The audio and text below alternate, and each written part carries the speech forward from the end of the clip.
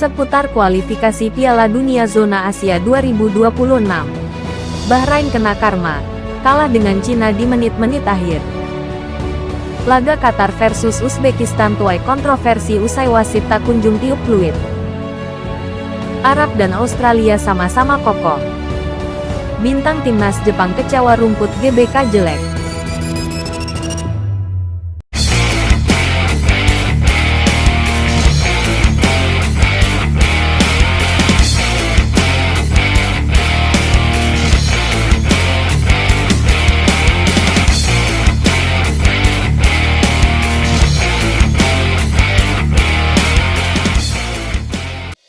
Timnas China berhasil membawa pulang 3 poin penting setelah mengalahkan tuan rumah Bahrain dengan skor tipis 1-0 di Bahrain National Stadium, Rifa. Laga ini penuh ketegangan dan keputusan krusial di akhir pertandingan. Babak pertama berlangsung dengan dominasi penuh Bahrain, yang menguasai hingga 70% bola. Bahrain juga melepaskan 5 tembakan ke gawang China, meski sayangnya tidak ada yang mengarah tepat sasaran. Di sisi lain, China kesulitan menghadapi tekanan Bahrain, dengan hanya 1 peluang emas sepanjang babak pertama. Di babak kedua, keduanya masih buntu mencari gol hingga memasuki menit-menit akhir. Bahrain akhirnya sempat mencetak gol di menit ke-90, namun gol tersebut harus dianulir oleh VAR, yang menyatakan tidak sah. Keputusan ini menjadi pukulan bagi tuan rumah, terutama karena hanya semenit kemudian China justru berhasil mencetak gol kemenangan lewat Zhang Yuning. Tensi makin tinggi ketika pada menit ke-90+9, pemain Bahrain, Walid Al-Hayam, menerima kartu merah. Pertandingan pun berakhir dengan kemenangan 1-0 untuk China. Hasil ini mengangkat posisi China ke peringkat keempat dengan 6 poin. Sementara Bahrain turun ke posisi kelima dengan 5 poin. Dan Indonesia masih terpuruk di dasar klasemen dengan 3 poin. Pertandingan yang kontroversial antara Qatar dan Uzbekistan. Kemenangan Qatar yang diperoleh dengan skor tipis setelah perpanjangan waktu yang penuh sorotan ini menjadi perbincangan ramai di kalangan netizen dan pengamat sepak bola. Qatar tampil kuat di babak pertama dengan unggul 2-0 lewat aksi striker andalannya, Almos Ali. Namun, Uzbekistan berhasil bangkit dan menyamakan kedudukan melalui gol Abosbek Faizullah di menit ke-75 dan 80, membuat laga kembali sengit. Saat laga memasuki masa injury time, keputusan kontroversial muncul. Wasit keempat mengumumkan tambahan waktu 6 menit, tetapi laga justru berlanjut hingga menit ke-102. Momen inilah yang menjadi sorotan.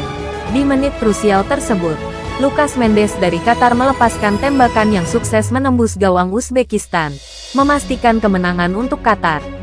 Tak hanya itu, keputusan wasit lainnya juga disorot. Ketika pemain Qatar Mohamed Watt hanya mendapat kartu kuning meskipun melakukan pelanggaran pada Faizullah saat peluang emas.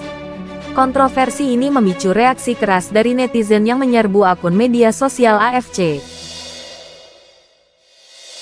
Pertandingan antara timnas Australia dan Arab Saudi di Stadion Melbourne Rectangular berlangsung sengit dan masih berakhir imbang 0-0 di babak pertama.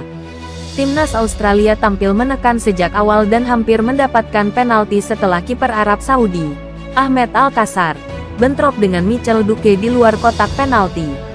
Namun, setelah pengecekan VAR, wasit hanya memberikan tendangan bebas. Dari situ, Harry Soutar mencoba peruntungannya, tapi tembakannya masih melambung. Arab Saudi juga memberikan perlawanan melalui aksi Nasser Al-Dawsari di menit ke-26. Mendapatkan bola dari pressing ketat, ia melepas tembakan yang berhasil ditepis kiper Australia, Yogauchi. Australia kembali mendapat beberapa peluang dari tendangan bebas, dan Ajdin Rustik mencoba memecah kebuntuan lewat tembakan dari luar kotak penalti pada menit ke-44. Sayangnya, tembakan itu masih terlalu lemah dan mudah diamankan oleh Al-Kassar. Hingga turun minum, skor tetap 0-0.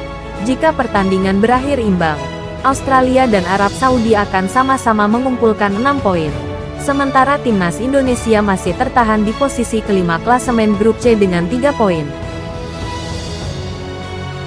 Jelang pertandingan besar antara timnas Indonesia melawan timnas Jepang, ada kabar dari pemain bintang Jepang, Takumi Minamino, yang sedikit kecewa dengan kondisi lapangan di Stadion Utama Gelora Bung Karno.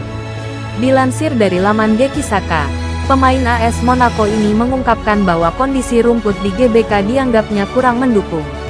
Minamino menyebut bahwa permukaan rumput tidak rata, beberapa area terasa lunak, sementara yang lain memantul tidak terduga. Hal ini tentunya memengaruhi gaya permainannya sebagai striker. Namun, yang menarik adalah respon Minamino terhadap dukungan puluhan ribu supporter Indonesia. Alih-alih merasa gentar, kehadiran supporter justru menjadi motivasi bagi Minamino untuk tampil lebih agresif dan menekan sejak awal. Dia bahkan menargetkan gol cepat untuk meredam semangat supporter Indonesia. Kita tunggu bagaimana aksi Takumi Minamino malam ini.